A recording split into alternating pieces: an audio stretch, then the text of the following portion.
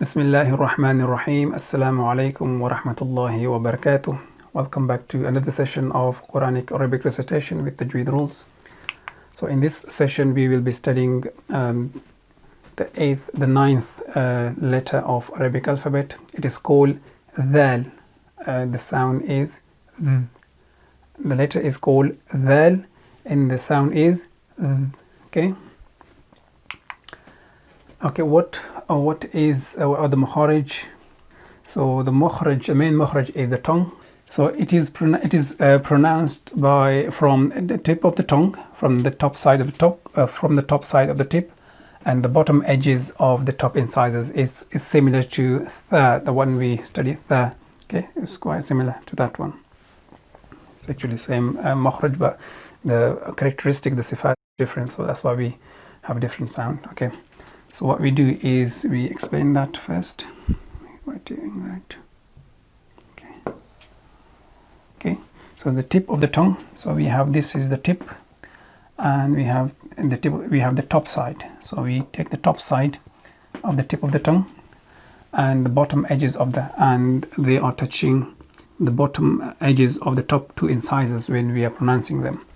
Okay. If you see another diagram, so there's the top side of the tip of the tongue, and this one is the bottom edges of the two top incisors. Okay, so what we'll do, I'll explain this in 3D model, so I think that will make it a bit more clear. Okay, see.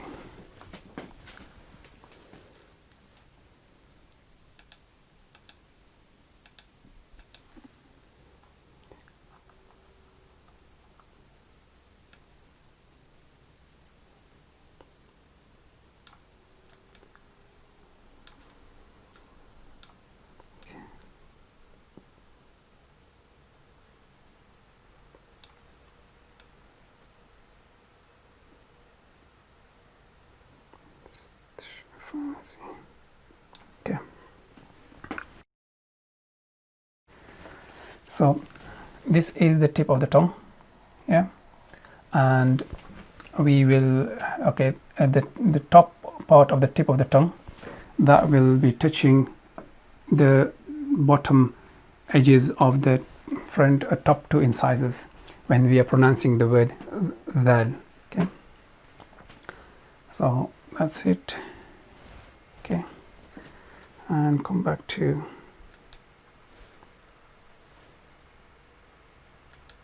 okay.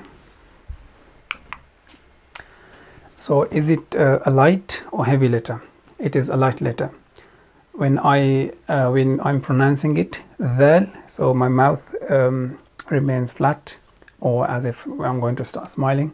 Thaal, sound, Thaal. Okay. Is it a connector or non-connector? It is a non-connector. Why? Because if you see the connecting forms, that suggests that it is a non-connector. This is how it is written on its own. If it's written in the beginning of a word, it can't take any other letters after it. Sorry, it can't take it as, okay. If it's written in the middle, it can take something before it. It can take a letter before it, but not after it. And if it's written at the end, it can take letters before it. That's why it's a non-connector. Okay. So how it is written? It is written like Thaal, but with one dot.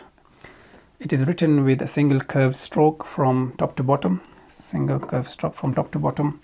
One dot above it, as one dot above it, and it rests on the line. Okay, that's the imaginary line. And let me do it practically.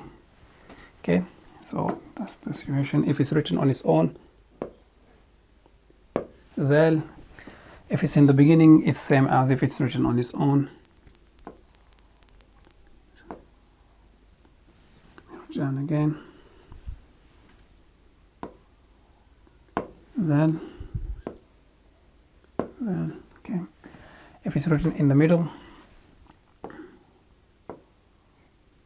okay, if it's written, okay, so this is extra bit, this should be there.